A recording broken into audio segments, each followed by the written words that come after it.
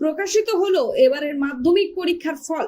মাধ্যমিকের ফল ঘোষণা করতে সাংবাদিক বৈঠক করেছেন মধ্যশিক্ষা পর্ষদের সভাপতি রামানুজ গঙ্গোপাধ্যায়।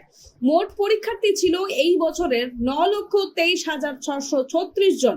এই বছর মাধ্যমিকে পাশ করেছে 7,65,252 জন।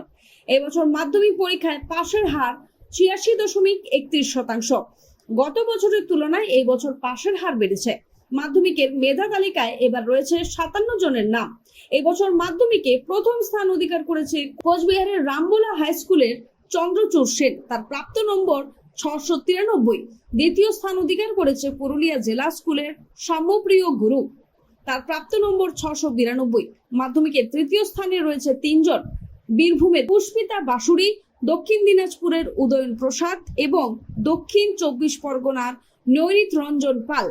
90 দিনের মধ্যে ফল ঘোষণার কথা থাকলেও 80 দিনের মধ্যেই ফল ঘোষণা করলো মধ্যশিক্ষা পর্ষদ। এবারে ফার্স্ট র্যাঙ্ক কুচবিহার থেকে চন্দ্রচূড় সেন, রামভোলা হাই স্কুল।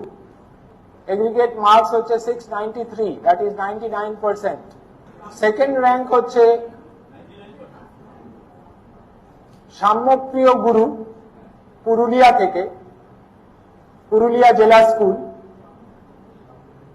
692 পেয়েছে, 98.86%।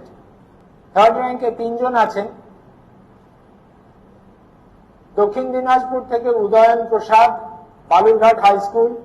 বীরভূম থেকে পুষ্পিতা বাসুরি, আর দক্ষিণ 24 পরগনা থেকে নৈরিত রঞ্জন পাল, নরেন্দ্রপুর রামকৃষ্ণ মিশন বিদ্যালয়, 691। Bureau report, news all India.